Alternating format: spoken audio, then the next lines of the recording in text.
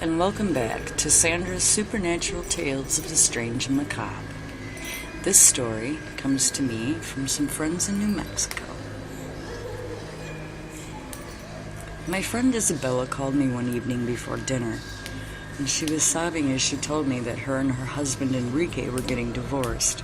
He had moved out of the house earlier that day, and Isabella was a little distraught. I called my husband, who was on a business trip in Chicago, and he agreed that I should go stay with her for a few days to help her during this difficult time. I packed a small suitcase, got right into the car. It was late, and it would take me at least 4 hours to drive from my home in Santa Fe. Isabella was expecting me to arrive around midnight. As I traveled down the dark, wet highway, I kept feeling chills, as if someone or something were watching me. I kept looking in the rearview mirror and glancing into the back seat. No one was there. Don't be ridiculous, I told myself, wishing fervently that I was home in my bed instead of driving on a dark, rainy highway. There was almost no traffic, and I heartily wished that I would soon reach Santa Fe. I turned off the highway just before I reached the city and started down the side roads that led to Isabella's house.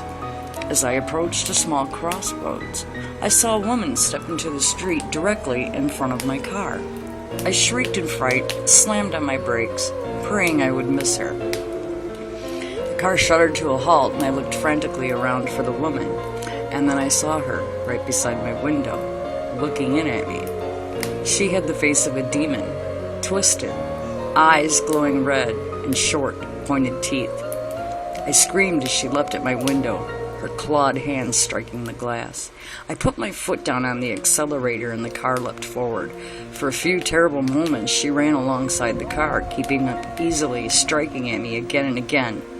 And then she fell behind, and in the rearview mirror, I saw her growing taller and taller until she was as large as a tree.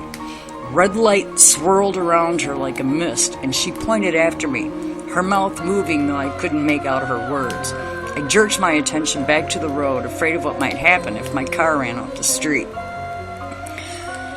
I made it to Isabella's house in record time and flung myself out of the car, pounding on her door frantically and looking behind me to see if this demon-faced woman had followed me. Isabella came running to the door and let me in. "Shut the door! Shut it!" I cried frantically, brushing past her in the safety of the house. "Jane, what is wrong?" she asked, slamming the door shut. She grabbed my hand and led me to the living room. I sank onto the couch and started sobbing in fear and reaction. After several minutes, I managed to gasp out my story. Isabella gasped and said, "Are you sure you were at a crossroads when you saw her?" I nodded, but puzzled by her question. "It must have been Mala Hora," Isabella said, wringing her hands. "The bad hour?" I asked. "This is bad, Jane. Very bad," Isabella cried. Mala Hora only appears at a crossroads when someone's going to die. Ordinarily, I would have laughed at such a superstition, but the appearance of the demon woman had shaken me. Isabella got me a cup of hot cocoa, brought my luggage in from the car, and sent me to bed. She was so concerned for me that she didn't once mention the divorce or Enrique. I felt much better the next morning, but I could not shake the feeling of dread that grew within me all day. Neither of us mentioned Mala Hora, but we were both thinking of her when I told Isabella that I wanted to go home. Isabella insisted on accompanying me. I flatly refused to drive after dark.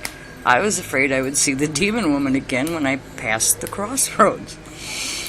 We left the next morning, and we hadn't been home more than 20 minutes when a police car pulled into my driveway. I knew at once what it meant, and so did Isabella. The officers spoke very gently to me, but nothing could soften the news.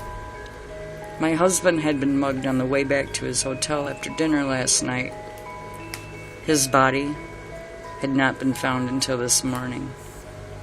He had been shot in the head and was killed instantly. Mala Hora.